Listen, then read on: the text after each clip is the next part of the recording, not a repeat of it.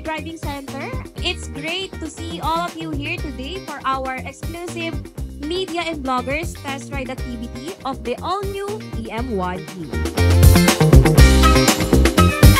We guarantee you, we 100% guarantee na ang aming electric vehicle po ay safe.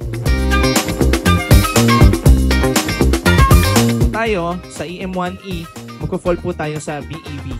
Okay po, battery electric vehicle. First priority po natin during test ride natin, yung safety po ng bawat isa sa inyo.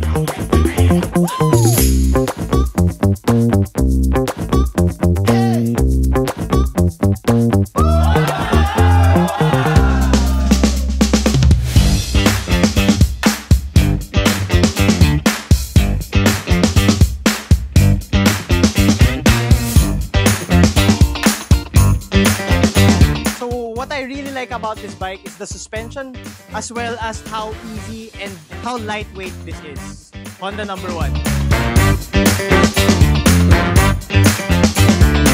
Close na talaga siya sa scooter, no?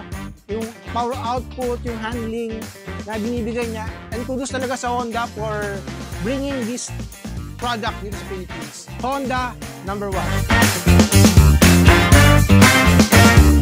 Sobrang komportable niyang gamitin. So, good na good sa mga beginners.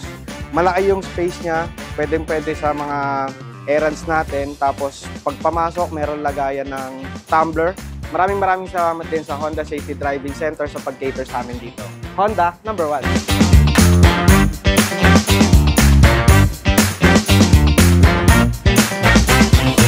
Hey, good morning everyone. I'm Nubi Rides.